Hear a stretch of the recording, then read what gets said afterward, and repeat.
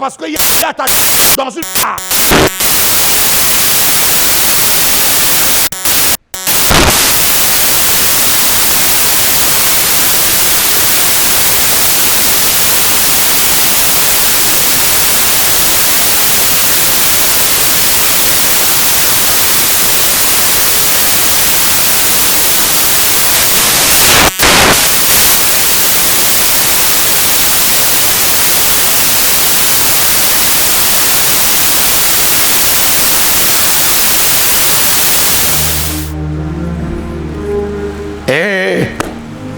Oui, on a quand même goûté un tout petit peu.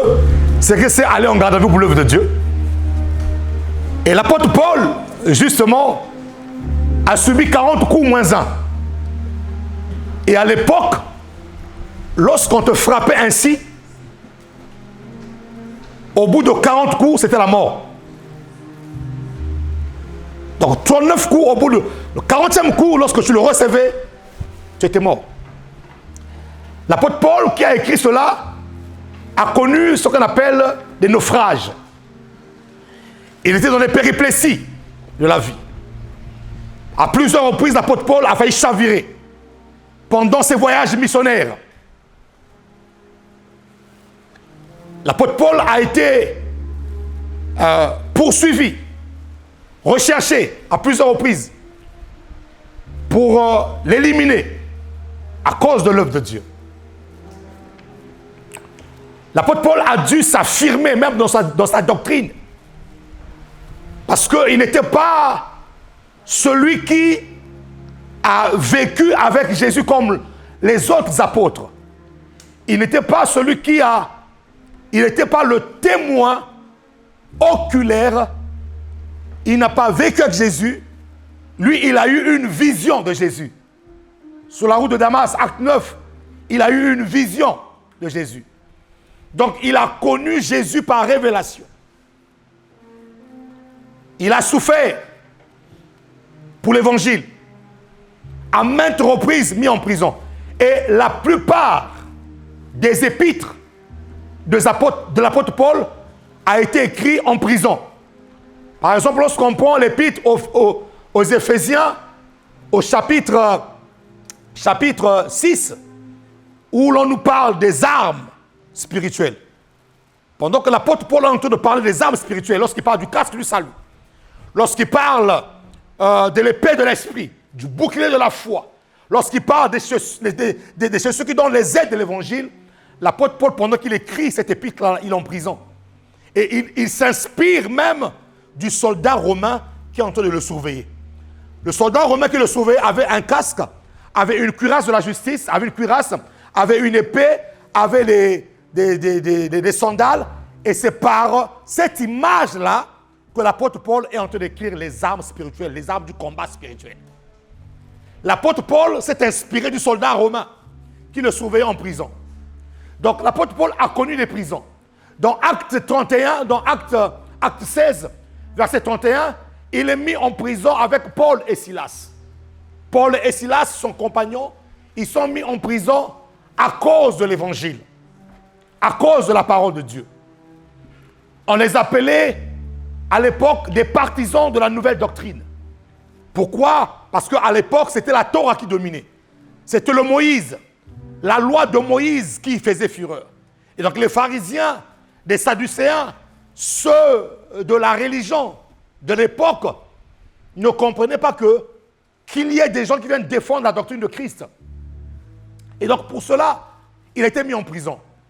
Et dans Acte 16, en train de chanter justement les louanges de Dieu, dans Acte 16, en train d'adorer Dieu, les verrous des prisons se sont ébranlés. Les portes se sont ouvertes.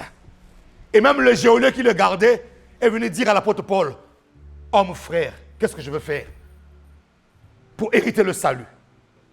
Crois au Seigneur Jésus-Christ, tu seras sauvé, toi et ta famille. » Donc vous voyez, qui dit cette parole? Celui qui dit cette parole a connu des douleurs. Celui qui dit cette parole a connu des moments difficiles. Les choses que l'apôtre Paul a connues lors de son ministère, frères et sœurs, avec beaucoup d'humilité, moi je n'ai même pas connu la moitié. Je n'ai même pas connu la moitié. Alors si moi je n'ai même pas connu la moitié, je descends maintenant à ton niveau à toi. Toi, tu n'as même pas connu le quart. Tu n'as même pas connu le quart. Mais qui est en train d'écrire ces choses? Celui qui est en train d'écrire ces choses, c'est une personne qui, malgré les difficultés, n'a pas abandonné Dieu. Est-ce que tu peux acclamer le Seigneur pour ça? Non, non, acclame bien Jésus pour ça. Mon ami, acclame bien Jésus pour ça. Beaucoup de chrétiens abandonnent Dieu parce qu'ils ont manqué du pain. Beaucoup de chrétiens abandonnent Dieu parce qu'ils ont manqué de maison. Beaucoup de chrétiens abandonnent Dieu parce qu'ils ne sont pas mariés. L'apôtre Paul n'était même pas marié. Beaucoup de chrétiens abandonnent Dieu et abandonnent la prière parce que la chose qu'ils ont demandé à Dieu tarde. Mais la Bible déclare, l'apôtre Paul a combattu le bon combat, celle de l'évangile, et il n'a pas abandonné la foi. Je veux dire à une personne ici qui va abandonner parce que tu n'as pas eu ce que tu voulais. Ce n'est pas une bonne raison d'abandonner le Seigneur. Je veux dire à une personne ici là qui veut abandonner la foi parce que tu n'as pas eu ton mariage, parce que tu n'as pas eu ta maison, parce que tu n'as pas eu l'argent que tu voulais. Et écoute-moi très bien, ce n'est pas une bonne raison d'abandonner la foi. Parce que si l'apôtre Paul a tenu ferme, si l'apôtre Paul, malgré les prisons, malgré les coups, malgré les 40 coups moins 1, malgré la vie qu'il a menée, plusieurs fois, il a fallu laisser sa vie en pleine mer, il a fallu laisser sa vie pour l'évangile. Plusieurs fois en prison. Si l'apôtre Paul n'a pas abandonné, l'apôtre Paul est la meilleure prédication qu'on doit suivre dans ce siècle présent, qui nous dit aujourd'hui, je ne peux jamais abandonner pour des biens matériels. Ah, il n'y a pas d'amen ici là. Je ne peux jamais abandonner Dieu pour un bien matériel. Quel est le combat que tu mènes? Et malgré le combat de l'apôtre Paul, malgré la vie difficile qu'on a menée, dans l'évangile, je précise, c'est dans l'évangile. Parce que la plupart du temps, nos souffrances à nous, ce ne sont pas des souffrances dans l'évangile, ce sont des souffrances hors de l'évangile. Est-ce que je parle à quelqu'un ici là? L'ami, parlons vrai. Est-ce que c'est vrai ce que je dis ou pas? La plupart de nos souffrances, ce n'est pas dans l'évangile. Hein? C'est en dehors de l'évangile. Et la plupart de nos souffrances sont attachées au bien matériel. Qui est déjà allé en prison pour Christ ici là? Personne. Qui a déjà reçu des coups pour Jésus ici? Qui lève sa main? Personne. Et donc nous comprenons que c'est là où l'Esprit de Dieu me parlait. Il me disait, Symphorien, si vous ne faites pas attention, le peuple de Dieu est en train de dévier sa vraie foi.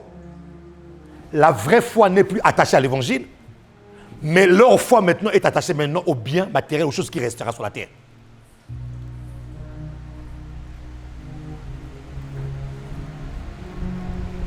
Si tu t'es déjà fait injurier pour l'évangile, alors tu commences à entrer dans le compte de l'apôtre Paul. Si tu t'es déjà fait éjecter, refusé par les gens, méprisé par les gens, à cause de l'évangile, alors tu commences à entrer dans le compte de l'apôtre Paul. On t'a mis en prison. Il y a certains de nos amis, de nos frères, qui étaient dans la religion, de l'autre côté, qui ont accepté Jésus-Christ comme Seigneur et Sauveur, qui ont été rejetés par toute leur famille à cause de Christ Jésus. Eux là, ils font partie du compte de l'apôtre Paul. Donc si tu me ramènes ta souffrance parce que tu as eu faim, parce que tu n'as pas eu de maison, parce que hier tu as dormi dans une gare, ça c'est pas une souffrance à cause de l'évangile. Ça c'est une souffrance qui est attachée à tout ce qui est charnel. Ce n'est pas une souffrance qui est attachée à tout ce qui est spirituel. Est-ce que je parle à quelqu'un ici là? Est-ce que je parle à quelqu'un ici là? Et c'est cet apôtre Paul là qui te dit dans le livre de 1 Thessaloniciens 5,16, soyez toujours joyeux. Ah, l'apôtre Paul, qu'est-ce que tu veux nous enseigner là? Toi qui as subi des coups, mais tu dis aux autres, celui qui a souffert, dit aux autres d'être toujours joyeux. Dis-moi ce qu'il y a un secret dans la joie. Pourquoi le diable tous les jours veut t'énerver? Pourquoi il veut te mettre dans tous ces états? Parce qu'il sait qu'il y a un secret dans la joie. Pourquoi il t'envoie des problèmes? Pourquoi il t'envoie des gens, ce que moi j'appelle des agents envoyés tout droit de l'enfer pour t'enlever ta paix? Parce qu'il sait qu'il y a un secret dans la joie.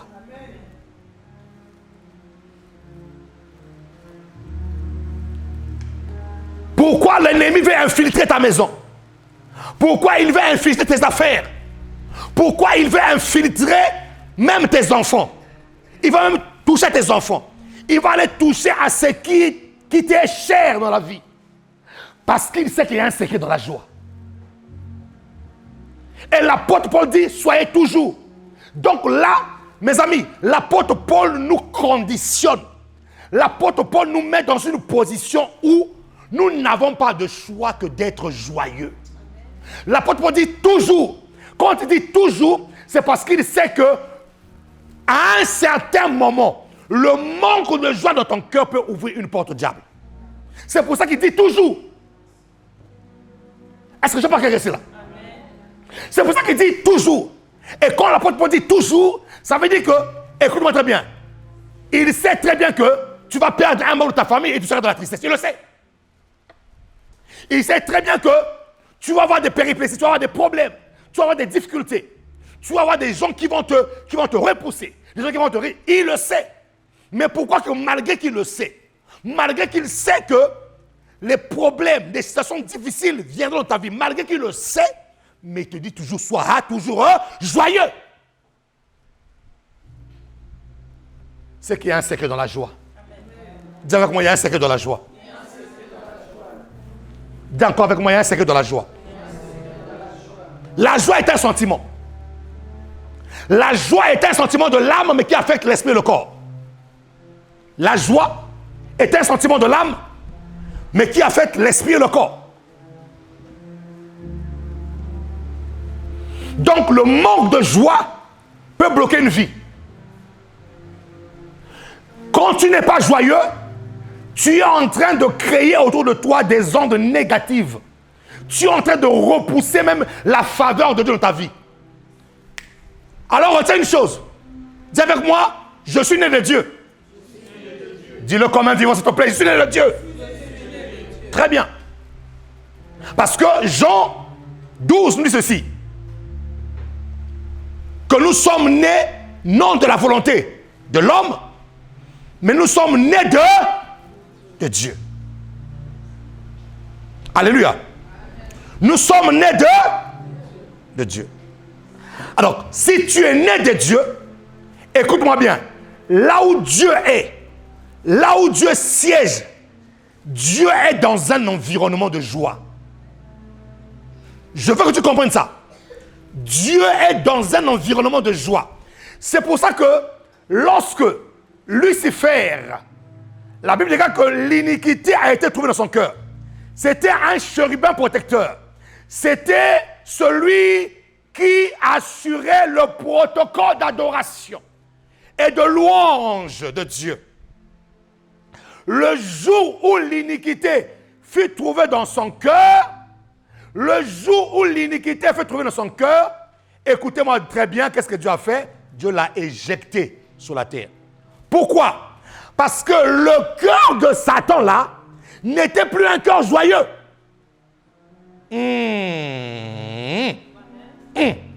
Le cœur de Satan n'était plus un cœur joyeux. Lorsque tout allait bien dans le troisième ciel, il y avait une atmosphère de joie. Lorsque tout allait bien dans le cœur de Lucifer, dans le ciel, il y avait une atmosphère propice. Dans le ciel, il y avait une atmosphère qui permettait à Dieu de continuer à se mouvoir.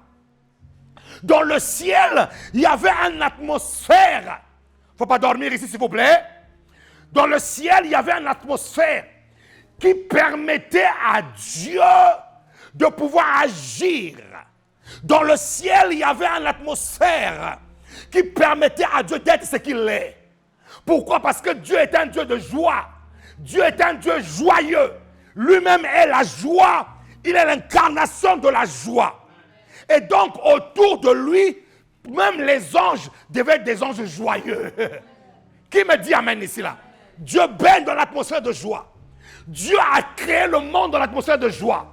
La preuve, lorsqu'il crée l'homme, avant de créer l'homme, il crée toutes les conditions qu'il faut pour que l'homme soit dans la joie, n'est-ce pas? L'homme n'a pas été créé dans la frustration. L'homme n'a pas été créé dans la difficulté. Non, l'homme a été créé dans une atmosphère de joie.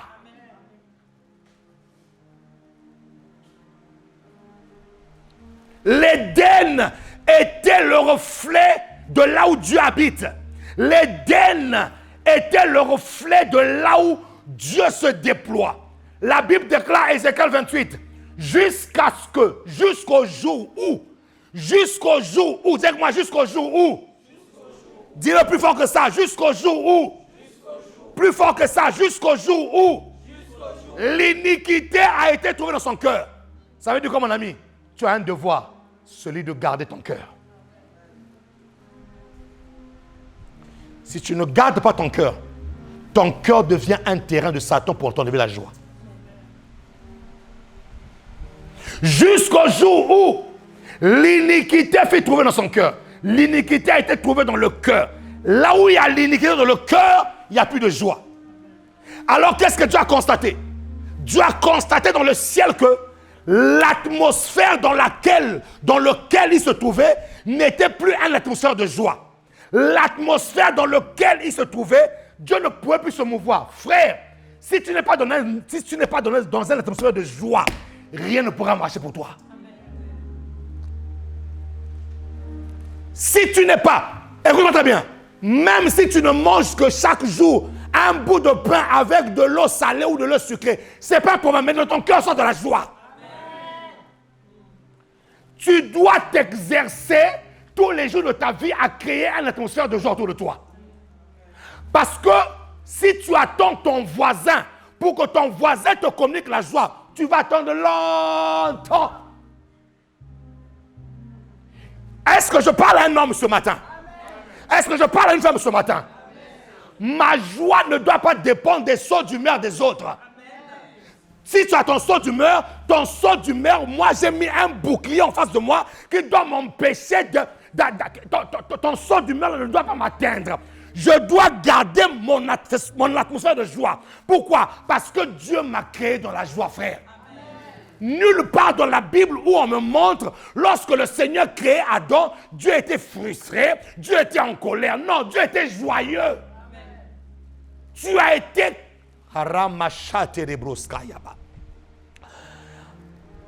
Ainsi, le Saint-Esprit me parle.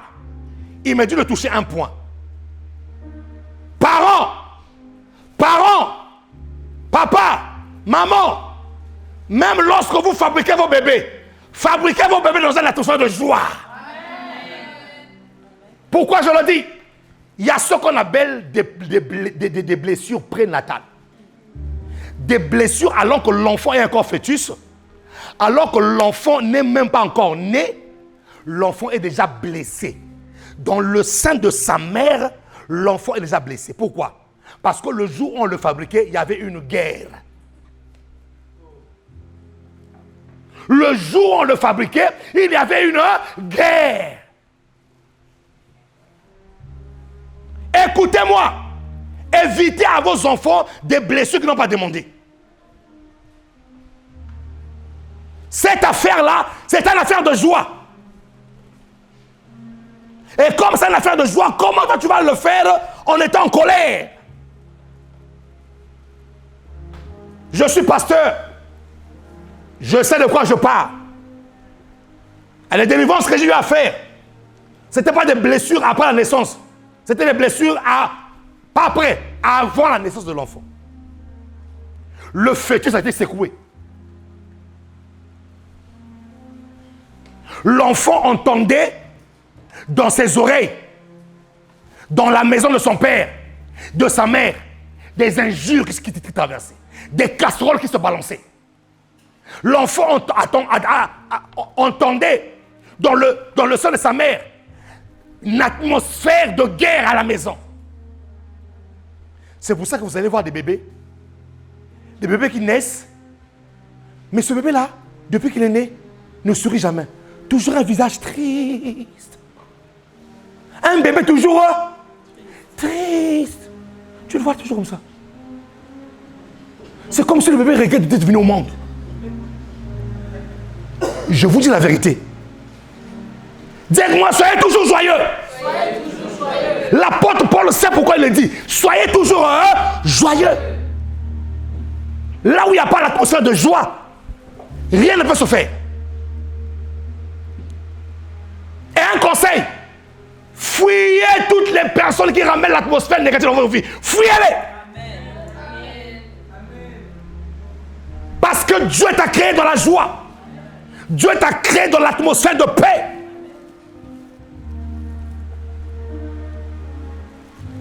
Si tu as une personne, à chaque fois que tu le rencontres, au lieu d'être joyeux, tu sors de cette relation toujours fâché, toujours énervé. Mon ami, l'âme de l'homme, ça je veux que tu comprennes ça. Ton âme n'a pas été créée pour être secouée. Dieu a créé l'âme de l'homme dans la paix, dans la joie.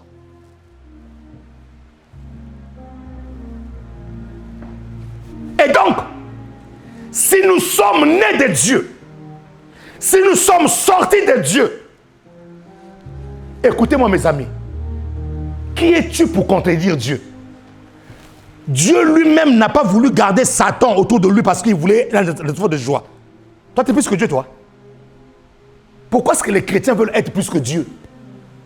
Dieu a chassé Satan parce que Satan avait commencé à créer un climat de désordre, un climat de manque de paix, un climat de manque de joie au ciel. Alors que le ciel, c'est la joie.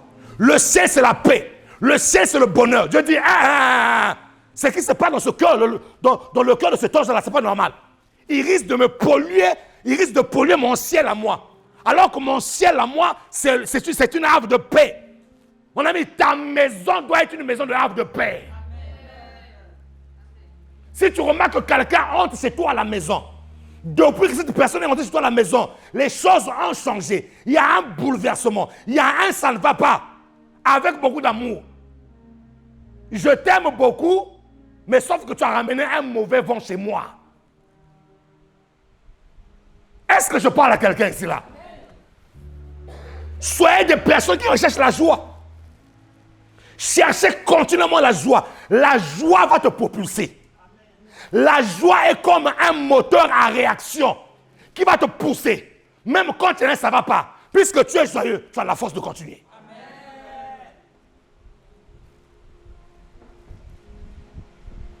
C'est pour ça que moi-même en tant que pasteur, il y a certaines informations dans ma vie, j'évite de les écouter. Il y a certaines informations, il y a même certaines images. Quand on veut me montrer ça, je dis pardon, ne me montre pas ça. Je n'ai pas envie de regarder ça. Hein, je n'ai pas envie d'écouter ça. Parce que j'ai envie de garder ma joie.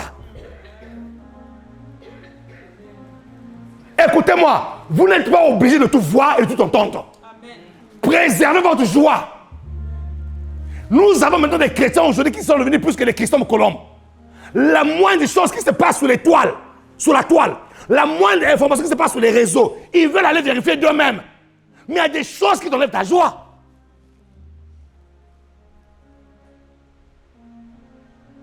Je prends l'exemple. Il est mis sur la toile, par exemple. Je prends l'exemple. Hein. Il est mis sur la toile, par exemple, un homme de Dieu ou, je ne sais pas, quelqu'un que tu considérais dans ta vie en train de raconter tout et n'importe quoi. Mais cette personne-là, tu considères la personne. Tu la considères à un niveau, comme dit une personne, à un niveau élevé. Maintenant, on t'apprend que cette personne-là est sur la toile. Ou on a attrapé cette personne sur la toile, on te le fait tout et n'importe quoi. Tu sais quoi? Il y a des moments où même pour garder ta joie, puisque tu as une haute estime de la personne, ne va pas regarder ça. Il n'y a pas d'amen ici. Là. Ne va pas regarder ça. Ça risque de te détruire et d'enlever ta joie. C'est pour ça qu'il y a des informations. Comment moi j'apprends ça là? Enfin, j'ai même pas envie d'écouter ça. J'ai même pas envie de mettre mes yeux là-dedans. J'ai même pas envie de regarder. J'ai même pas envie de regarder. J'ai dit, enlevez-moi ça. j'ai envie de garder ma joie. Dis-moi, Seigneur, aide-moi à garder ma joie. Donc, si tu es né de Dieu, si tu es enfant de Dieu, tu dois accepter ce que l'apôtre Paul a dit ici là. Soyez toujours joyeux. Notez bien ceci, que la joie est un état normal de l'enfant de Dieu. La joie est un état normal de tout enfant de Dieu. Un état normal. Parce que mon père est joyeux, je suis joyeux. Dans les gènes de mon père, il y a la joie. Et dans mes gènes aussi, il y aura quoi? La joie. Soyez toujours joyeux. Ça veut dire quoi? Je ne dois pas me détourner de cela. Je suis dans l'obligation d'être joyeux. Maintenant, écoutez. Quelque chose de très important. Il est facile de manifester sa joie lorsque, par exemple, c'est un mariage. Pourquoi? Parce que les conditions les permettent, n'est-ce pas? Les conditions de joie sont là. Il est facile de manifester la joie lorsqu'un enfant vient au monde. Pourquoi? Parce que les conditions de joie sont là. Il est normal que j'exprime ma joie parce qu'il y a une situation qui va de pair avec la joie, n'est-ce pas? Il est normal que je manifeste ma joie lorsque j'arrive à la fin du mois et que je mets ma carte bleue. On a viré mon salaire. Il y a quand même un petit sourire qui traverse. C'est normal. C'est une situation qui est normale. C'est une situation qui te met dans les conditions de la joie. Alors cette joie-là, c'est une joie qui est tout à fait dans la direction de ce que tu vis, n'est-ce pas? Cette joie-là, elle est tout à fait dans l'optique, dans la direction, dans le sens de la situation que tu vis. Maintenant, je te pose la question. Auras-tu la même joie lorsque la condition de la joie n'est pas mise devant toi? C'est la bonne question qu'il faut se poser. Est-ce que je garderai toujours ma joie le jour où mon patron me dit hey, toi, je ne veux plus de toi ici, là, dehors? Est-ce que tu vas sortir dehors en train de danser? Oh Seigneur, je t'ai béni. Ah, ma licenciée. Oh Seigneur, ah, ma licenciée. Est-ce que tu feras ça? Tu vas voir la personne, dès l'instant où il sort de là, son visage se ferme. Lorsqu'il arrive à la maison, il ne parle plus à personne. Il va dormir, il va se cacher. Pourquoi? Parce qu'on lui a annoncé une mauvaise nouvelle. Or que la véritable joie, elle n'est pas connue lorsqu'il y a une situation de joie. La véritable joie, elle est connue lorsqu'il y a une situation contraire à la joie qui est là. Amen.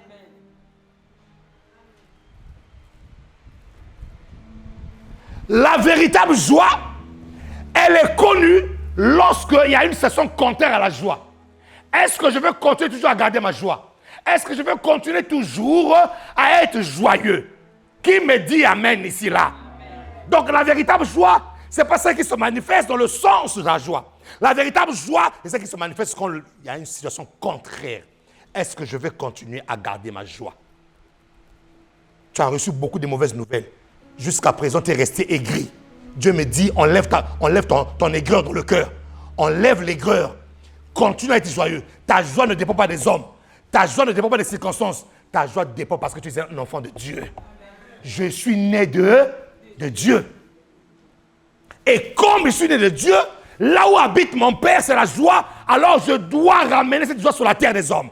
Jésus-Christ, dans le livre de Matthieu 6, dans la prière de notre Père, lorsqu'il prie, il dit quoi? Lorsque vous priez, dites, notre Père qui est dans les cieux, que ton nom soit sanctifié, que ton règne vienne. Écoutez très bien, écoutez bien la suite. Que ta volonté soit faite sur la terre comme au ciel.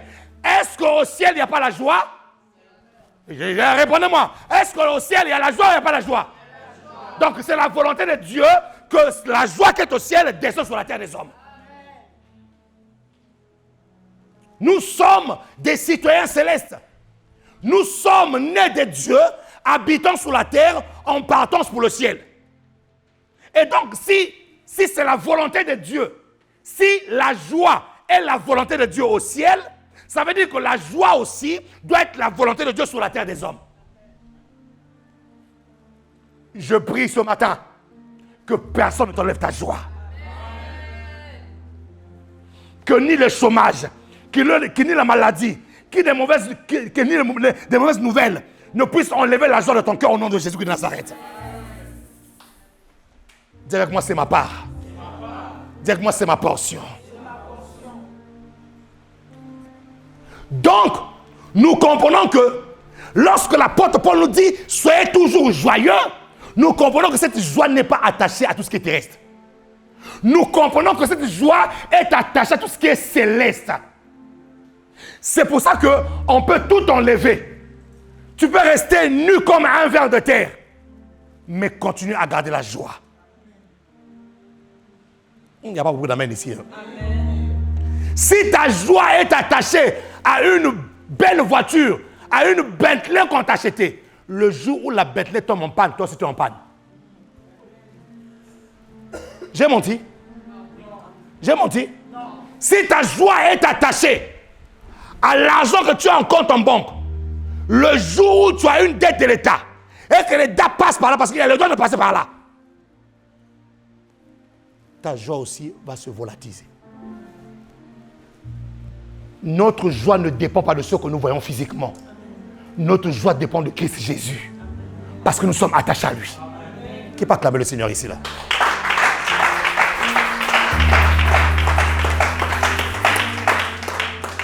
Ne soyez pas des chrétiens dont la joie est commandée par ce qui est matériel. Vous savez, je vous dis aujourd'hui, il y a des chrétiens qui ont arrêté de prier parce que leur joie dépendait du bien matériel. Je vous dis la vérité. Je vous dis la vérité. Il y a des chrétiens qui ne prient plus aujourd'hui parce qu'ils disent non, Dieu m'a déçu. Ah, mon frère, ma soeur, pourquoi Dieu m'a déçu? Mais ça fait des années que je lui demande ça, il ne m'a jamais donné ça. Ah!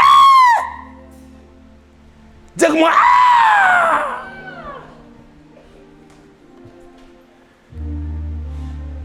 Ce qui fait que beaucoup de chrétiens échouent dans leur vie chrétienne, c'est la part du gain. Les chrétiens sont maintenant assoiffés du gain. Alors que le même apôtre Paul qui dit « Soyez toujours joyeux », il dit dans la parole, il dit « Les choses qui étaient pour moi comme des gains, je les ai considérées comme étant une perte. » Oh Seigneur, quelle parole glorieuse. Des choses qui étaient pour moi comme des gains. Mon mariage était un gain pour moi. Mon travail était un gain pour moi. La vie sociale ou le niveau de la société que j'ai atteint est un gain pour moi. Mais l'apôtre Paul dit, ces choses-là qui sont des gains pour moi, je les considère comme étant une perte. À cause de quoi? À cause de l'excellence qu'il y a en Christ. En d'autres termes, il y a une excellence en Christ. Il y a une paix, une joie en Christ que le monde ne pourra jamais te donner. L'apôtre Paul parle de l'excellence. Écoutez, il ne parle pas seulement de ce qu'est en Christ. Il parle d'une excellence qui est en Christ. Cette excellence-là, frère, même des milliardaires ne peuvent pas le recevoir parce qu'ils ont l'argent. Non. Leur argent ne pourront pas acheter l'excellence de Christ.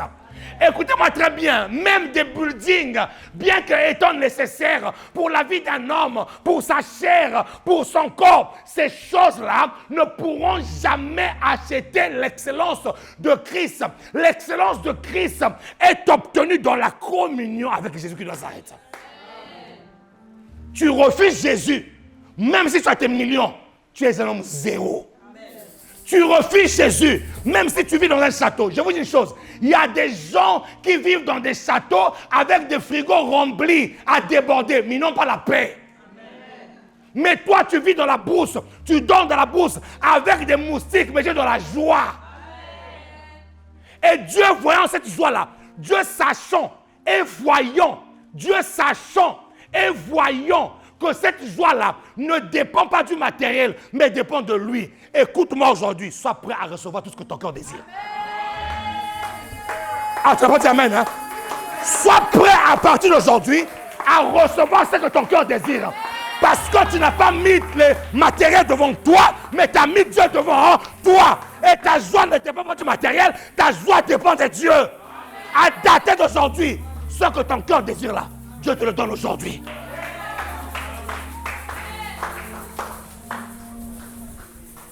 Il te le donne aujourd'hui, frère. C'est pour ça que l'apôtre Paul pouvait dire dans ses épîtres, dans la disette, j'ai de la joie. Dans l'abondance, j'ai de la joie. que je sois de l'abondance, de la détresse, je garde ma joie. Ah, qui peut acclamer le Seigneur ici là?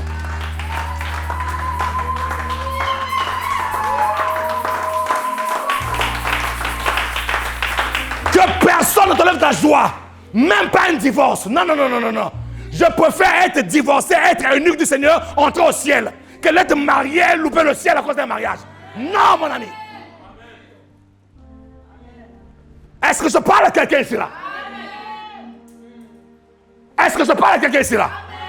Si tu as échoué hier, garde ta joie. Dieu est capable de recommencer avec toi. Il est capable de recommencer, frère. Notre Dieu est un Dieu de restauration, de recommencement, de restitution. Donc à chaque fois il y a ça veut dire qu'il y a quelque chose qui a été détruit, Dieu a recommencé encore. Tu es dans une saison de joie où Dieu va recommencer avec toi. Écoute-moi, garde ta joie. Laisse-les se moquer de toi, mais toi garde ta joie. Parce que ta joie ne dépend pas de ce que tu vois, mais ta joie dépend de ce que tu ne vois pas.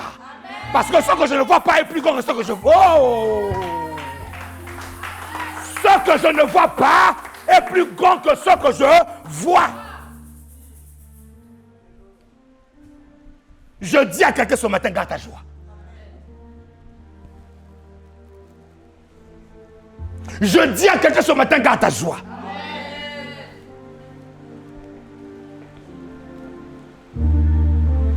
Soyez toujours joyeux. Parce que 1 Pierre 5:8 dit quoi? Que le diable rôde autour de vous comme un lion rugissant, cherchant qui il dévorera. Satan cherche à manger les enfants de Dieu. Dévorer, ça veut dire manger. Hein. Ça veut dire... C'est ça, dévorer ici. Là. Il cherche à te manger. Il cherche à te manger. Non, mon ami. Non. C'est pour ça que Jésus-Christ... Non, non, mon ami. Acclame Jésus, acclame Jésus, acclame Jésus. Acclame Jésus.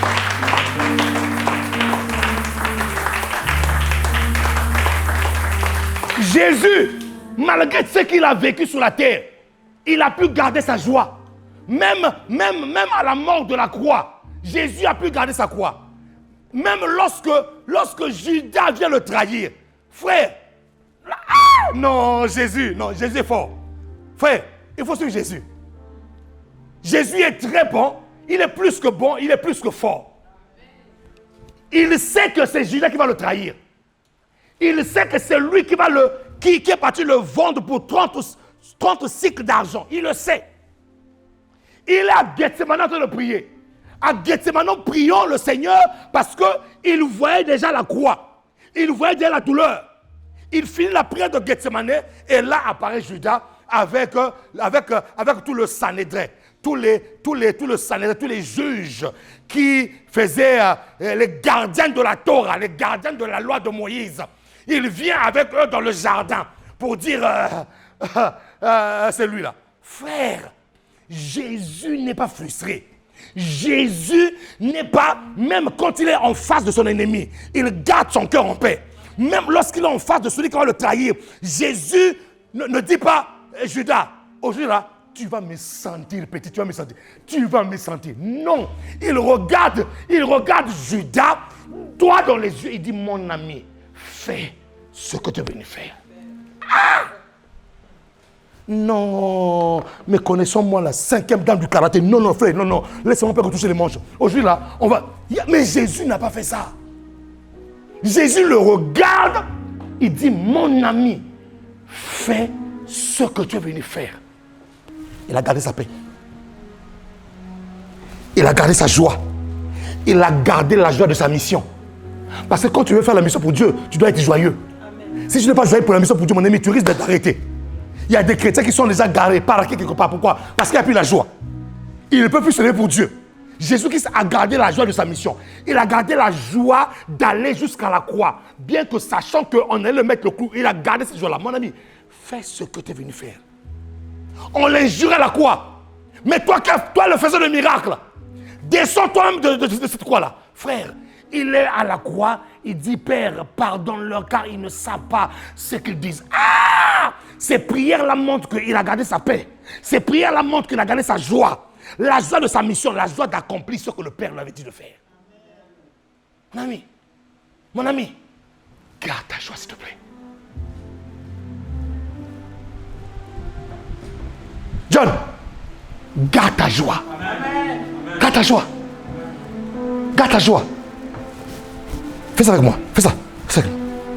Je libère mon espace. Fais ça. Fais ça. Ouais. Je libère mon espace. Oui. Mon espace était un espace de joie. Voilà. Je libère mon espace. Oui, mon ami. Libère ton espace de joie.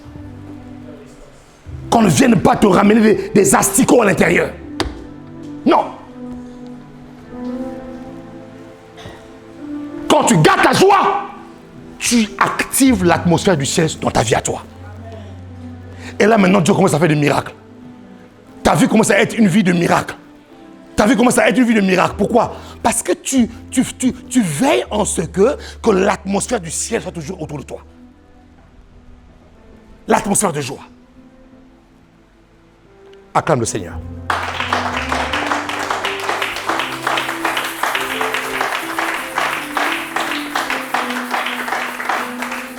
La joie est l'état normal de l'enfant de Dieu.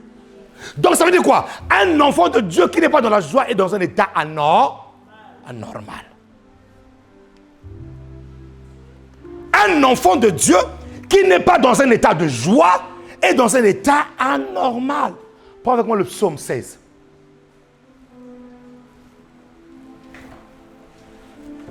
La joie là, l'affaire de joie là.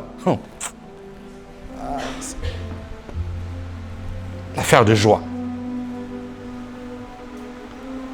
Mes amis, vous savez que la vie n'est pas facile. Et que Dieu ne nous a pas appelés à une vie facile, mais à une vie possible. Amen. Amen. Dieu nous a appelés à une vie possible. Donc nous devons faire attention dans notre marche avec le Seigneur. Aussi longtemps que Jésus-Christ n'est pas encore revenu, mon ami, je dois veiller à mon cœur. Aussi longtemps que Jésus-Christ n'est pas encore venu, je dois veiller à mon état. Je dois faire en sorte que les mauvaises ondes autour de moi soient complètement chassées. J'ai besoin. Frère, je n'ai pas servi Dieu toute ma vie pour que demain que Dieu me dise que non, je ne te connais pas. Non. Non. Je ne suis pas venu à l'église tous les dimanches pour qu'à la fin, Dieu me dise, toi là, je ne te connais pas. Non, frère, tu dois veiller à ton environnement. Tu dois veiller à ton environnement. Cherche la joie du Seigneur. Reste dans cette joie-là. Même quand tout ça ne va pas, même quand on te dit qu'on va t'enterrer là maintenant, dans quelques secondes là, tu vas être exécuté. Garde ta joie. Garde ta joie, frère. Dis avec moi, il y a un secret dans la joie. Dis avec moi, pasteur, dévoile-nous ce secret. Psaume 16, versets 9 à 11.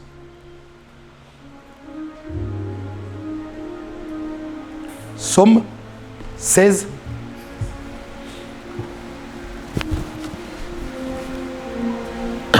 « 9 à 11. Alors, avant que nous puissions le lire, je vous mets dans le contexte du texte. C'est un psaume de David. Premièrement, un psaume de David. Deuxièmement, c'est un psaume messianique. Dis-moi messianique. Un psaume messianique, c'est un psaume qui annonçait ce que Christ allait subir. Savez-vous que David a souffert de son âme? C'est pour ça qu'il parlait beaucoup de son âme. Oh mon âme, bénis l'Éternel. Pourquoi est-ce que David a souffert de son âme? Parce qu'il était tout le temps traqué par Saül. Savez-vous que pour votre information que David a passé plus de 15 ans de sa vie sans sa femme et ses enfants, en train de courir dans les forêts, partout. Saül voulait sa mort. Mais le Saül qui voulait sa mort là, c'est celui qui est mort. Tous ceux qui veulent ta mort là, c'est ceux qui vont mourir dans nos églises.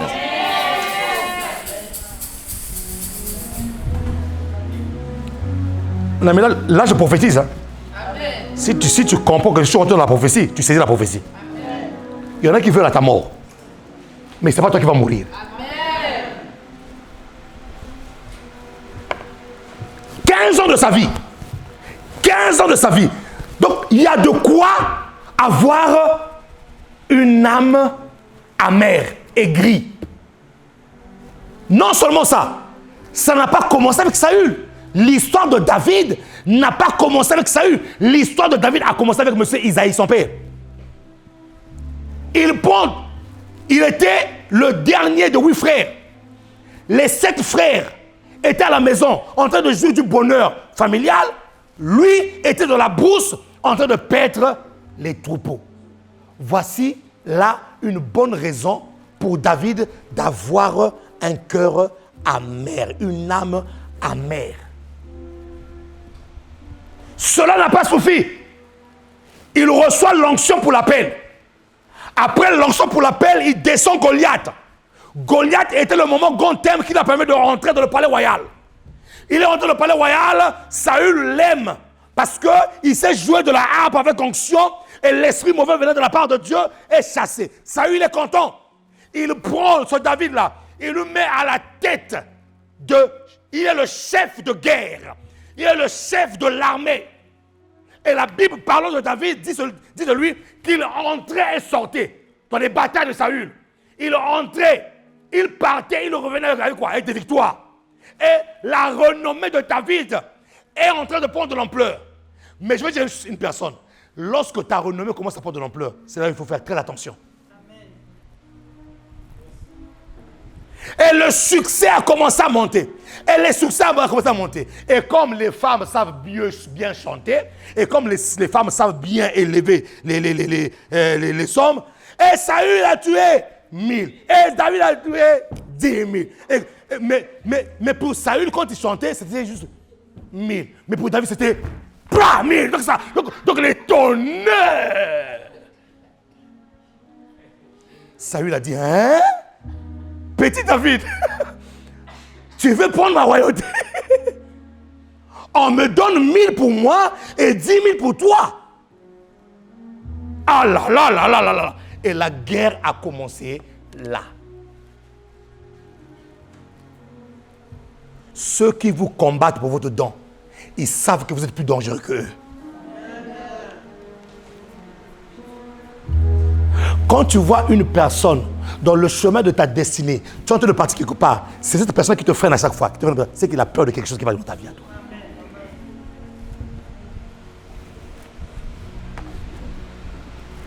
Et là, se met en place une course, une poursuite contre la vie de David. Il y a des choses qui vous arrivent dans la vie. Tu te poses la question, ça va. C'est où est-ce que j'ai péché?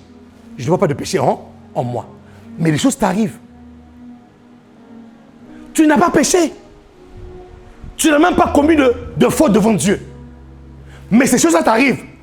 Ces choses-là t'arrivent simplement pourquoi? Parce que tu es le choix de Dieu. Amen. Tu vois? C'est pas que tu as péché. Hein? Tu n'as pas péché. Tu n'as même pas injurié. Tu n'es pas parfait, certes. Mais tu fais en sorte de mener ta vie propre devant Dieu. Amen. Mais malgré ça, les choses t'arrivent. C'est parce que tu es le choix de Dieu. Amen. Malgré ça, les problèmes. Qu'est-ce que David avait fait à Saül? Rien du tout. Il a juste terrassé Goliath. En plus, le Goliath était un problème pour Saül. Parce que Goliath était une épine. Pour qui? Pour Saül. Donc moi, je viens régler ton problème. Et maintenant, tu me poursuis encore. Malgré le bien que tu as fait aux gens, ces gens t'injurient. Malgré le bien que tu as fait à ces personnes-là, les personnes te disent que non, tu es un traître. Malgré le bien que tu leur as fait, ils disent que non, tu es un mauvais garçon, une mauvaise fille. Écoute-moi bien, c'est parce que tu es le choix de Dieu. Amen. Ces choses-là arrivent à ceux qui sont élus de Dieu. Si je n'ai pas élu de Dieu, ça ne t'arrivera pas. Mais si tu es élu de Dieu, ça va t'arriver. Alléluia. Et comme tu sais que tu es élu de Dieu, David, sachant qu'il était l'élu de Dieu, qu'est-ce qu'il a commencé à faire? Malgré les guerres de Saül, malgré la poursuite de Saül, il a commencé à parler à son âme. Oh mon âme, bénis l'Éternel. Oh mon âme, réjouis-toi. Qu'est-ce que David faisait là? En parlant à son âme, David voulait garder la joie de son cœur. Quand il y a un ça ne va pas, commence à parler à ton âme. Lorsque tu remarques que ta joie commence à partir, ma fille, chante les cantiques de Dieu. Commence à parler à ton âme. Quand ça dit, oh mon âme, réjouis-toi en l'Éternel. Mon ami, crée un cantique nouveau. Oh mon âme, réjouis-toi en l'Éternel. Invente les danses. Fais, réjouis ton cœur.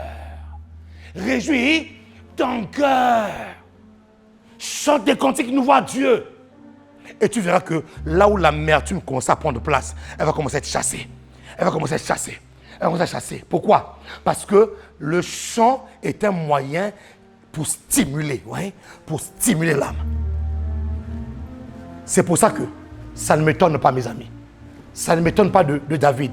Savez-vous que la plupart des psaumes sont des chants, sont des hymnes? Sur 100% des psaumes qui ont été composés, au moins 90% des psaumes sont des chants. Et ces chants-là, vous savez, c'était à quel moment? Lorsque l'âme de David était troublée. Lorsque ton âme est troublée, commence à chanter. Amen. Quand je parle de chanter, c'est là. Je ne dis pas d'aller à l'opéra, frères et sœurs, non. Je te dis, même avec une voix rauque cassée, chante. Amen.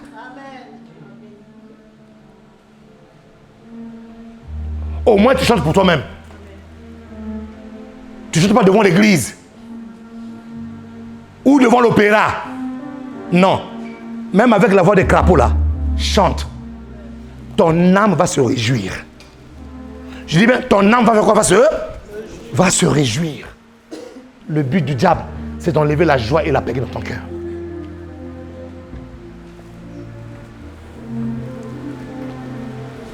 Il y a des moments où tu sens que ça ne va pas. Tu sens que ta vie, ça ne va pas. C'est comme si la joie est partie. Tu commences à, oh Seigneur, oui, Père, merci. En fait, vous savez, il y a des chants quand tu les chantes, en fait, écoutez bien, ça n'a pas de sens. Mais ton âme trouve un sens dans ce que tu dis. Oh Seigneur, merci pour la vie, pour la grâce. Oh Jésus, tu es Dieu. En fait, ce que tu dis là, ça n'est que c'est même hors de gamme. Ça n'a rien à voir avec vraiment les chants, mais ton âme veut l'entendre, frère. Chante ça. Garde ta joie. Garde ta joie. Parce que sans la joie, tu ne peux rien faire. Qui peut acclamer le Seigneur?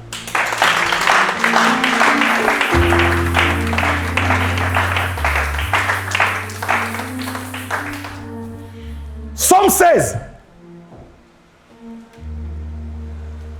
9 à 11. Suivez. Aussi, mon cœur est dans la joie. Aussi. Je vous ai dit tout à l'heure que ce psaume est un psaume de David. 2, un psaume messianique. Pourquoi? Parce que ça annonçait ce que Christ allait vivre. C'est pour ça qu'on dit que de David, il était aussi un prophète. Parce que dans ce qu'il a fait, David était dans beaucoup de choses qu'il a fait. Il était le type de Christ. Un type. Un type est une personne, un type est une situation qui annonce un événement à venir. C'est ça un type. Donc, David est aussi un prophète en même temps. Voyez?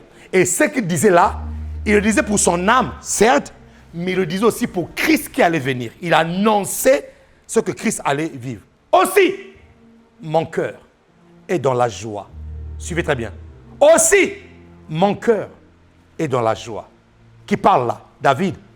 David, que je vous ai dépeint ici là, comme étant une personne qui a subi des injustices, qui était en guerre, qui était finalement un fouillard, parce que Saül voulait sa mort. C'est lui là qui est en train d'écrire. Il dit ainsi, aussi mon cœur est dans la joie, mon esprit dans l'allégresse. Au fait, joie et allégresse, c'est la même chose. D'accord? C'est juste, c'est le synonyme. C'est juste l'appellation qui change ici là. Donc, David est en train de nous enseigner quelque chose de très important, mes amis. Ça, vous devez comprendre. David enseigne quelque chose de très important. C'est pour ça que je vous ai dit que dans la joie, il y a un secret. Il dit, aussi mon cœur est dans la joie.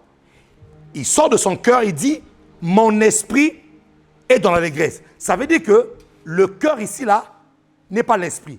Bien que dans certains textes bibliques, le cœur est égal à l'esprit. Deux fois, quand on dit le cœur dans la Bible, ça peut symboliser deux choses. L'esprit ou l'âme, ou aussi les pensées.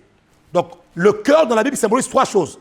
L'esprit, l'âme ou les pensées. D'accord? Maintenant, ici dans la parole de Dieu, nous sommes en train d'étudier la parole. Ici dans la parole de Dieu, si David dit « Aussi mon cœur est dans la joie », et puis là il dit « Mon esprit dans l'allégresse », ça veut dire que le cœur et l'esprit, c'est deux choses différentes. Ça veut dire qu'ici là, le cœur ici là n'est plus l'esprit, le cœur ici là est l'âme. Le cœur dont David parle ici là, c'est son âme.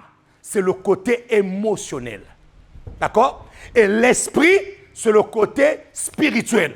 Donc David est en train de dire, si mon âme est dans la joie, automatiquement mon esprit est dans la... Oh! Pourquoi? Parce qu'il y a une intersection entre l'esprit et l'âme. Suivez. Pourquoi je le dis? Genèse 2,7. Que dit la Bible? Dieu s'est abaissé, il a pris un amas de terre, donc le corps, la terre, c'est le corps, et la Bible déclare, il fait quoi? Il a mis le roi, l'esprit. Donc, l'esprit et le corps associés, et la Bible déclare que l'homme devint une âme. Donc, l'âme est la composition de l'esprit et de la matière. Alléluia. L'âme, c'est la composition de l'esprit et de la matière. C'est l'association de l'esprit et de la matière qui fait l'âme vivante. D'accord? Et donc ici, là, il y a une liaison. Il y a une association. On ne peut pas dissocier l'âme et l'esprit. L'âme et l'esprit, ils ont un point d'intercession. Ils ont un point commun. Qui me dit amen ici, là? Amen. Oui, parce que l'âme est sortie, l'âme est née de l'association de l'esprit et de la matière. C'est ça qui a fait l'âme. C'est pour ça qu'une personne qui a du mal à contrôler son âme aura du mal à se mouvoir dans son esprit avec Dieu. Suis un exemple. Je vais aller prier, n'est-ce pas? Je vais aller prier. Je me mets à genoux. C'est pour ça que souvent je dis, il y a une différence entre faire 2 heures de prière et 2 heures dans la prière. Je vais prier. Seigneur, je vais faire 2 heures dans la prière. Mais si ton âme n'est pas en paix, tu vas te rendre compte d'une chose.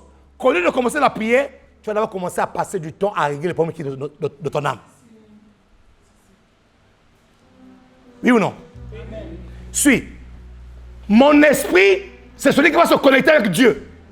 Mon esprit va se connecter avec Dieu parce que j'ai besoin d'aller prendre les choses célestes pour les ramener sur la terre. Ça, ce n'est pas mon âme qui le fait, c'est mon esprit qui le fait.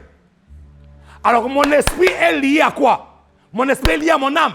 Si mon âme n'est pas en paix, mon esprit aura du mal à rentrer en connexion avec Dieu. Alors, quand je prie, je me mets à genoux. Je commence à penser aux injures. Si les injures t'ont affecté, ça veut dire que ton âme a été affectée. Si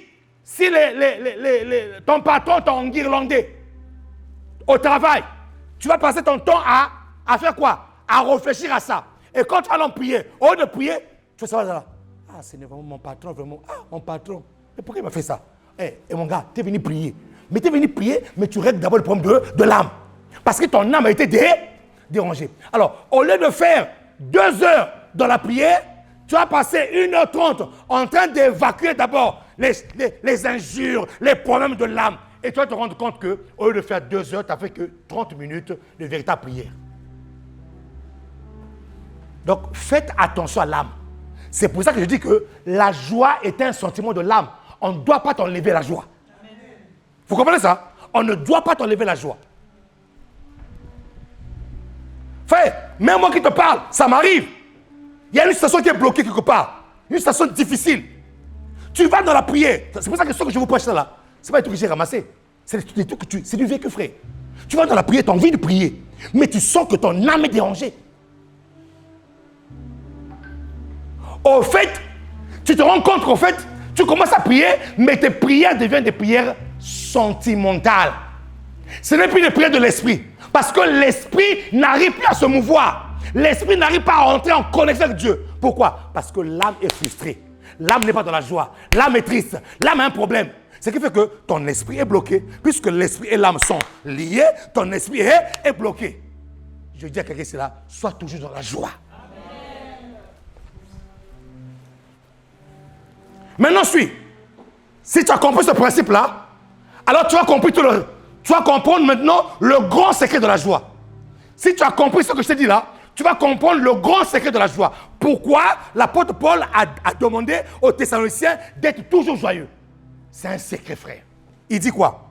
Aussi, mon cœur est dans la joie. Le cœur ici, c'est l'âme. J'ai d'expliquer. Le cœur, c'est l'âme. Plus loin, il dit, mon esprit dans l'allégresse. Ça veut dire que mon esprit et mon âme sont dans l'allégresse, sont dans la joie. Puisque mon âme est dans la joie, puisque l'âme et l'esprit sont liés, automatiquement, l'âme va permettre aussi à l'esprit de recevoir quoi? La joie. Et comme mon âme et mon esprit sont liés, et les deux sont dans la joie, ça veut dire quoi? Les deux sont d'accord. L'âme et l'esprit sont d'accord. Pourquoi? Parce que les deux sont dans la joie. Il n'y a pas d'antagonisme, il n'y a pas de contraire, il n'y a pas de tiraillement, il n'y a pas de divergence. Il y a plutôt convergence de deux entités, l'esprit et l'âme. En ce moment-là, suivez le secret que David nous partage ici. Là. Qu'est-ce qu'il dit? Et mon corps repose en... Acclame la parole du Seigneur.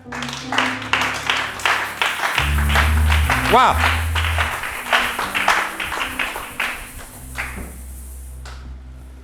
Lorsque David dit « Hey », il est en train de conclure ce qu'il vient de dire. Il dit « Aussi mon âme, mon cœur est dans la joie, mon esprit dans l'allégresse et là, c'est la conséquence de ce que l'âme et l'esprit sont dans la joie. » Qu'est-ce qui se passe? Il dit, ah Seigneur, je veux que Église Salut Nation comprenne ce mystère-là, ça va vous aider dans beaucoup de choses. Il dit maintenant, et maintenant, puisque mon âme et mon esprit sont dans la joie, mon corps est dans la sécurité. En d'autres termes, voilà le secret, l'un des secrets d'être toujours... Oh non Seigneur, merci.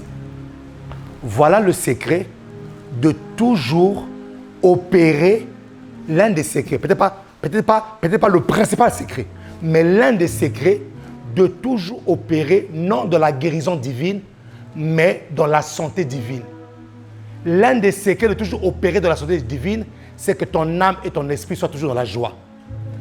Quand ton âme et ton esprit sont dans la joie, David dit quoi? Mon corps se met en sécurité. Ça veut dire quoi? Ton corps est en insécurité lorsque ton âme et ton esprit ne sont pas dans la joie. Ah Seigneur, que l'Église puisse comprendre ça. On va commencer à éviter certaines impositions de mettre des guérisons. Oh, reste la guérison. Non. Au fait, tu vas t'entretenir toi-même. Tu vas entretenir ton corps toi-même. La joie est un remède pour le corps. Oh. Mes amis, est-ce que vous comprenez ça? Remarquez, les personnes qui sont toujours sous les nerfs, les personnes qui sont toujours en colère, tombent plus facilement malades. Vous savez pourquoi? Parce que leur corps n'est pas en sécurité. Ah! Qui veut opérer dans la santé divine? Qui veut opérer dans la santé divine? Évite de te mettre sous pression. Enlève la dépression. Enlève la colère. Fais en sorte que ton âme et ton esprit soient toujours dans la joie. La conséquence, c'est que automatiquement, il y a comme un bouclier qui se met autour de ton corps, qui se met... Oh Seigneur! Ah, non, ça me fait du bien à moi-même. Ça veut dire que même moi qui prêche ça, mon ami, je vais encore être encore plus attentionné à être dans la joie. Oui. Quand tu n'es pas dans la joie, quand ton âme est troublée, c'est pour ça que Jésus-Christ a dit, je vous laisse ma paix, je vous donne ma paix. Jésus-Christ savait ça parce que l'âme n'a pas été créée dans le trouble. L'âme a été créée dans la paix et dans la tranquillité et dans la joie. C'est pour ça que je suis très sérieux, même plus que sérieux. Quand je vous dis, chassez, fouillez toutes les personnes qui vous ramènent le trouble. Fouillez-les. Mon ami, tu n'es pas plus que Dieu. Dieu a mis Satan dehors. Tu n'es pas plus que Dieu. Dieu voulait rester dans la paix et dans la joie, dans son univers. Alors, nous, puisqu'on on est plus que spirituels. Oh Seigneur, nous sommes spirituels.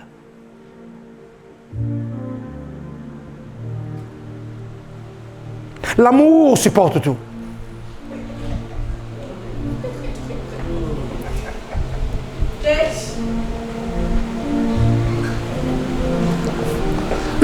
L'amour ne se somme pas.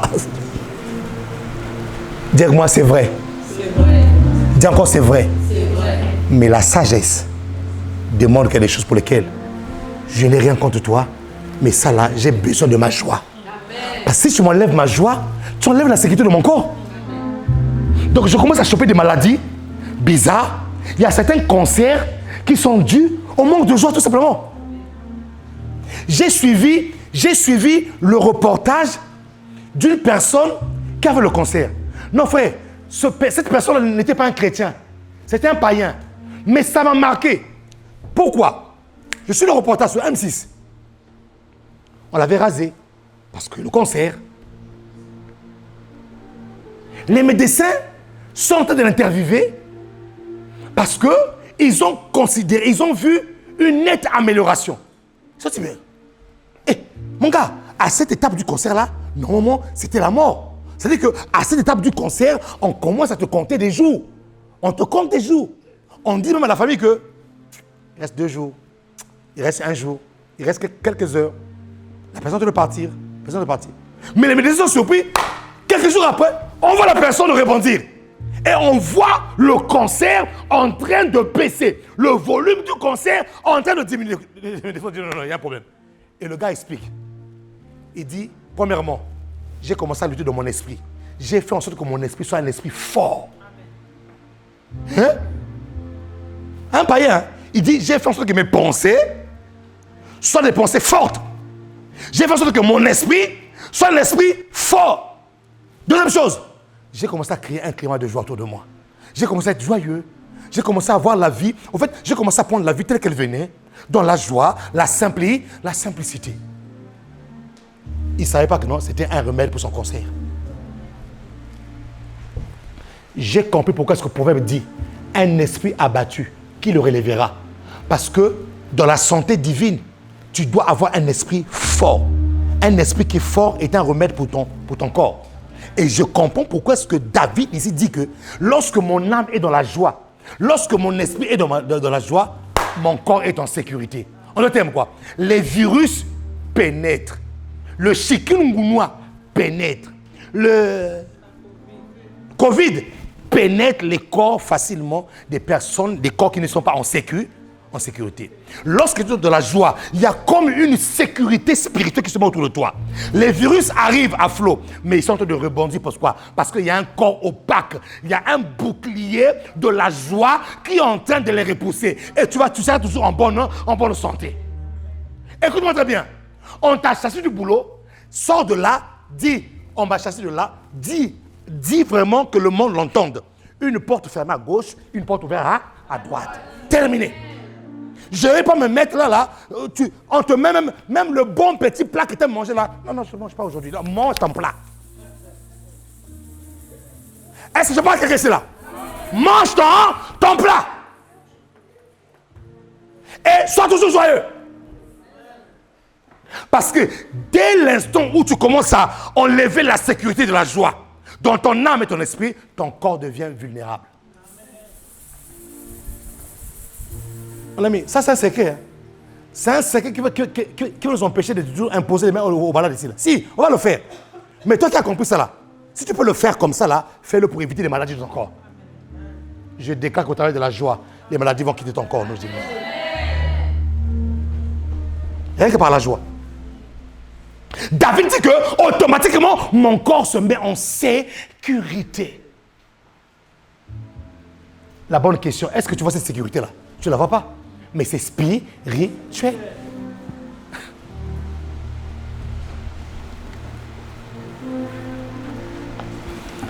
Il y a une personne qui m'a dit un jour, pasteur, toi je ne te comprends pas. À l'époque j'étais encore chez mon père spirituel. Il dit, toi quand on vient te poser un problème, qu'il soit petit, qu'il soit grand, tout ce qui sort de ta bouche, c'est né rien. Tu sais, cette soeur m'a dit, pasteur, tu sais quoi, tu me motives beaucoup, hein. Parce que moi, je viens là, je vois mon problème comme ça, là. Mais quand je viens devant toi, tu me dis que ce n'est rien. Et je ne te vois pas être ballotté, je ne te vois pas... Je dis, non. Pourquoi? J'ai envie de garder ma paix. J'ai envie de garder ma joie. Écoute-moi très bien. Le Dieu que nous prions est plus grand que ton problème. Donc, si je commence à plus considérer mon problème, en d'autres termes, je dois le dire à Dieu, Dieu, tu es petit. Par rapport à mon problème. Mon problème est plus grand que toi. Mais quand je commence à ne plus considérer ce problème-là, je dois le dire à Dieu, Dieu, tu es plus grand que mon problème. Qui pas comme le Seigneur.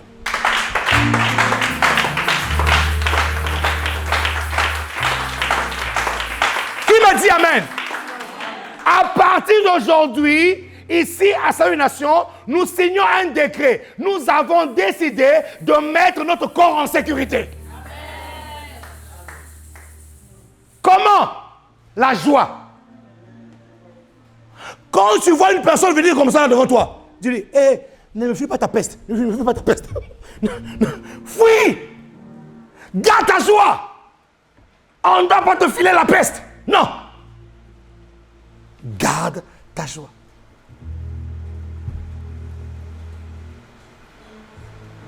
La joie est l'une des conditions qui crée le miracle dans la vie d'une personne.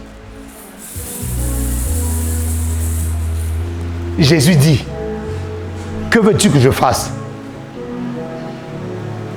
Seigneur, je veux voir. Va, vois. Ta foi t'a sauvé. Au fait, Jésus posait la question pour en même temps mettre les personnes dans la condition de recevoir le miracle. Écoutez-moi mes amis, on ne peut pas dire qu'on a la foi si on n'a pas la joie. C'est contradictoire. On ne peut pas dire qu'on a la foi si on n'a pas la joie. 1 Corinthiens 13 dit quoi? Il y a 3 choses qui demeurent. L'amour, la foi et l'espérance. L'amour, la foi et l'espérance.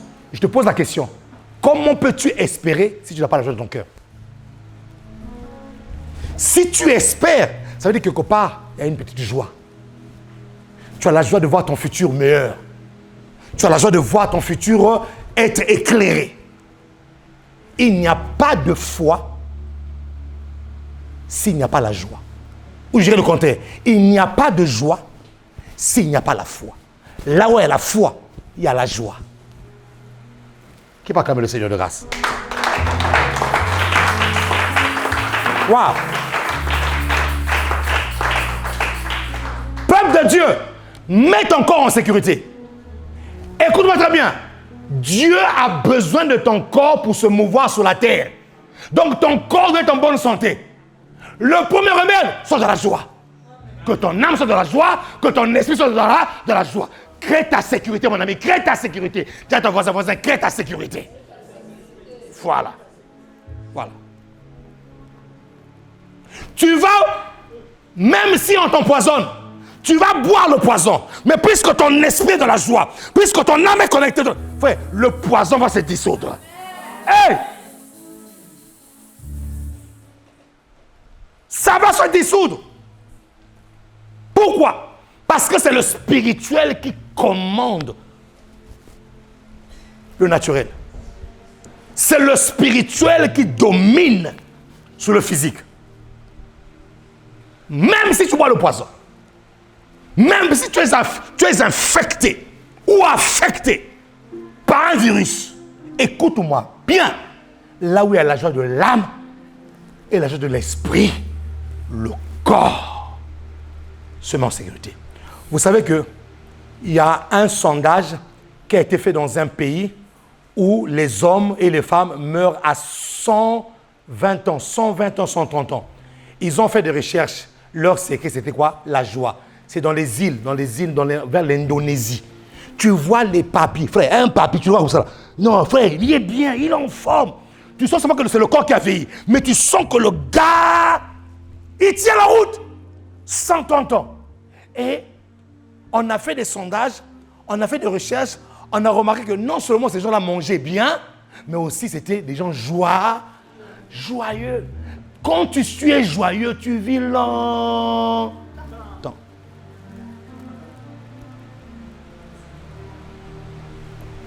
Ma grand-mère maternelle, elle vient de mourir il n'y a pas longtemps, à 90 ans à peu près. C'était une femme travailleuse. 97. C'était une femme travailleuse. Non, c'est une femme travailleuse. Ma fille, une femme joyeuse. Quand on partait en vacances chez elle, même s'il y avait un petit bol de riz comme ça là, elle nous faisait manger tous ces petits bols de riz là. Et on était joyeux. Autour d'elle, il y avait un climat de joie. Une femme très forte. Elle a vécu longtemps. Vous savez pourquoi? Elle évitait les problèmes. C'était une femme joyeuse, travailleuse et joyeuse. Ceux qui viennent te mettre sous tension là, ils ne t'aiment pas. Ils veulent voler le nombre de tes années. Oui, je vous dis la vérité. Ceux qui vous mettent sous tension là, qui vous mettent sous pression là, qui veulent toujours que vous puissiez être en colère. Tu sors de là, tu es tellement en colère que les cheveux en pétard, paf! Mon ami, ces gens-là ne t'aiment pas.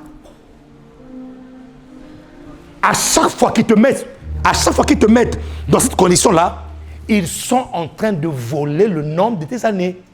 Tes cellules corporelles sont en train de te fatiguer. Ton corps devient vulnérable. Tu n'es plus en sécurité. Les globules rouges et les globules blancs qui se battent pour maintenir la santé deviennent faibles. Parce qu'ils ont reçu des signaux que non, tu es encore... Ah Seigneur, c'est biologique ça, c'est biologique. C'est biologique. C'est biologique. Je vais faire un peu de la biologie. C'est biologique. C'est biologique, mais en même temps spirituel. Voyez, les globules blancs, les globules rouges, ceux qui combattent les virus, c'est les globules blancs. C'est eux qui les phagocytent, c'est eux qui les... C'est pour ça que même un corps qui est habitué tout le temps à prendre les médicaments, le jour où tu arrêtes les médicaments, tes globules blancs ne peuvent rien faire. Je ne dis pas qu'il faut pas prendre les médicaments. Oh, interprétez pas mal ce que je te dis. Le pasteur a dit, on va te prendre les médicaments, sinon les globules blancs vont se fatiguer. Je n'ai pas dit ça. Mais j'ai dit, un corps, les globules blancs qui sont tout le temps habitués aux médicaments, le jour où tu arrêtes ça, ils n'auront plus la force d'agir. Maintenant, l'âme, oh, dis moi l'âme. Dis encore l'âme. Lévitique 17, 11. L'âme de toute chair se trouve où? Wow! Non, Dieu est un grand biologiste. Dieu est un grand scientifique. J'expliquais hier ici à l'école biblique que Dieu est un scientifique. L'âme se trouve dans ton sang, frère. Or, dans le sang, il y a le globule des globules blancs qui attaquent les virus. En d'autres termes, si ton âme n'est pas joyeuse, le manque de joie là, la colère là, l'animosité, la jalousie, la rancœur, la tristesse, les frustrations vont envoyer des signaux. Des signaux dans le sang qui fera que les globules blancs, au lieu d'être alertés à cause d'un virus qui arrive, ils sont alertés à cause d'une mauvaise humeur. Et ça les fatigue, ça les affaiblit.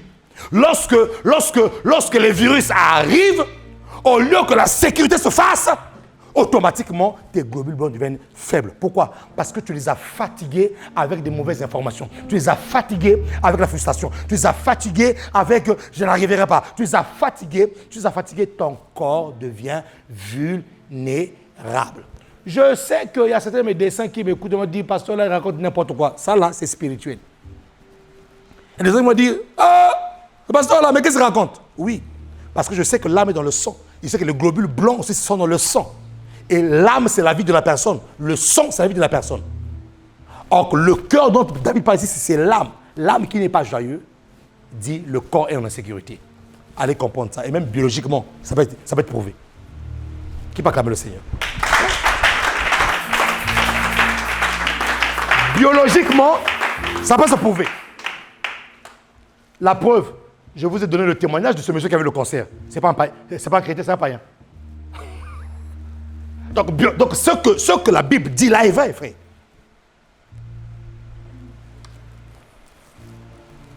s'il vous faut fuir les disputes, fuyez les disputes. La Bible déclare, de tant que cela dépend de nous, soyez en paix avec tout le monde. Parce que là où il n'y a pas la paix, il n'y a pas la joie. C'est ton voisin, à suivre le dimanche prochain, il faut que tu sois là. On va entrer dans les profondeurs d'autres secrets de la joie. Je sens dans mon cœur qu'il faut que je puisse continuer ce message-là. C'est un message très profond. La joie là que vous négligez là, c'est un message très profond. On va continuer à parler de ça le dimanche prochain. Je veux t'ouvrir d'autres paramètres le dimanche prochain. Je veux t'ouvrir d'autres secrets de la joie le dimanche prochain.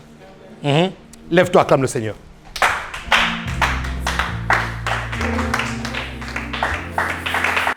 Acclame le Seigneur. Merci.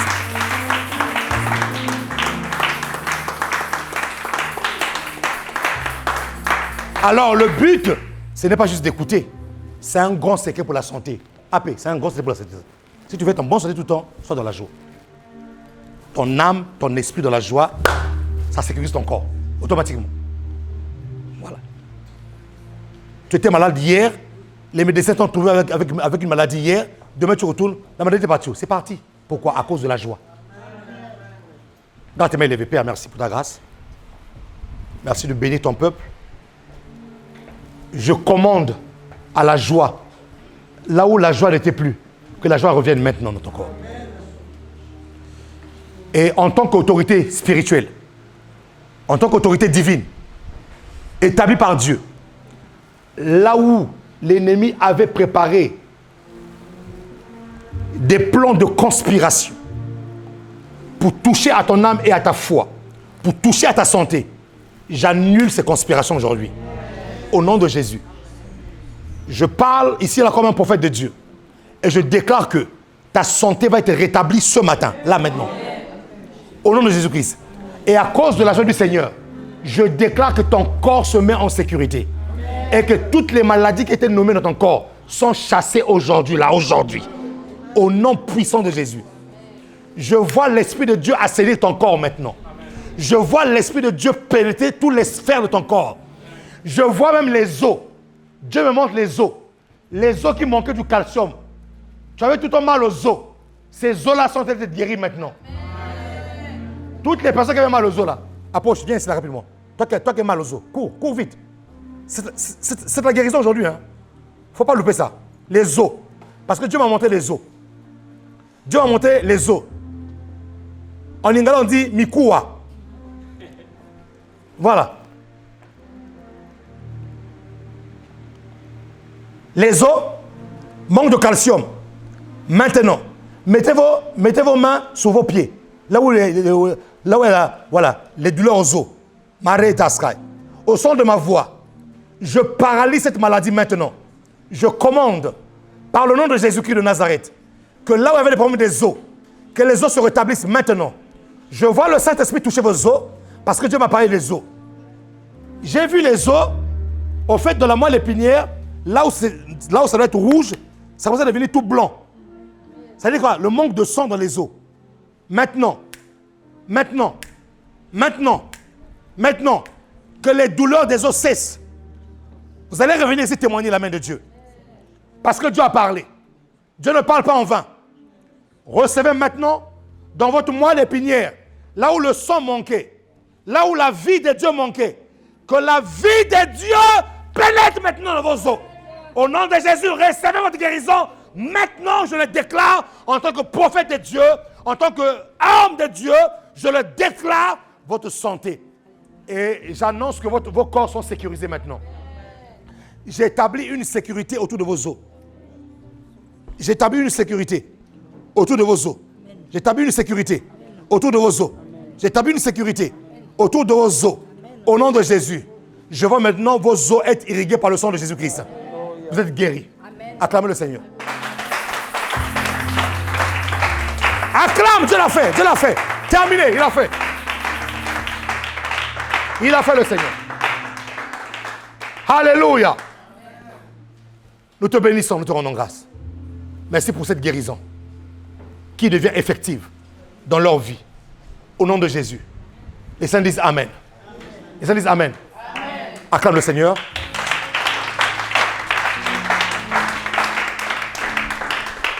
Ceux qui sont baptisés et prêts, tenez-vous debout. Et le reste, nous nous asseyons.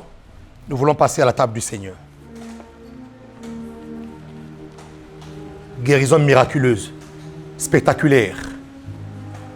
Des os. Des os. Seigneur, merci. Merci pour ton œuvre, Saint-Esprit. Merci pour ta grâce ce matin. Merci pour ta présence. Par le nom de Jésus. Alléluia. Nous voulons tous nous lever, nous voulons clôturer ce moment qui est la fin de ce culte, mais qui n'est pas la fin de sa présence. Qui me dit Amen. La présence de Dieu continue dans nos demeures respectives. Même après ce culte, la présence de Dieu continue. Alléluia. Mon ami, ça paraît d'être banal ce que tu as écouté, mais tu viens de recevoir l'un des plus grands secrets de se maintenir en bonne santé.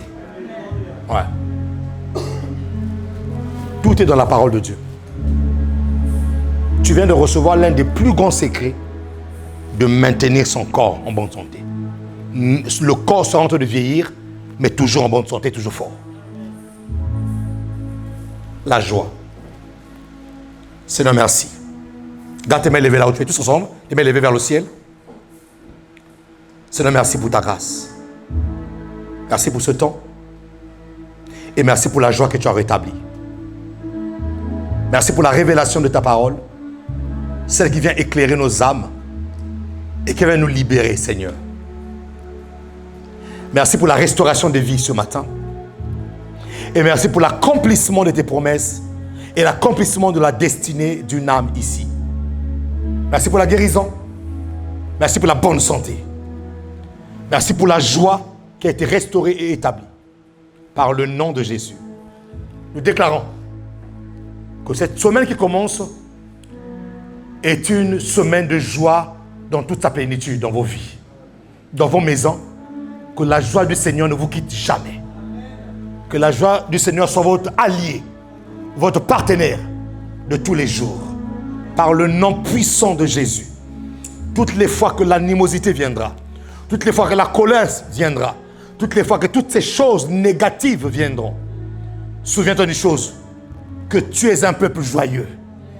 Tu es un peuple qui est né dans la joie. Tu es un peuple qui marche dans la joie. Tu es un peuple qui manifeste la joie. Par le nom de Jésus, que la paix du Seigneur, qui surpasse toutes sortes de paix, soit votre partage et vous accompagne. Au nom de Jésus, les saints disent Amen. Les saints poussent des cris de joie et acclament le Seigneur de grâce. Très bien. Que Dieu vous bénisse. Salue ton frère, salue ta soeur et dis-lui, sois toujours joyeux. Sois toujours joyeux. Au nom de Jésus. Merci de m'avoir écouté, que Dieu vous bénisse. Merci.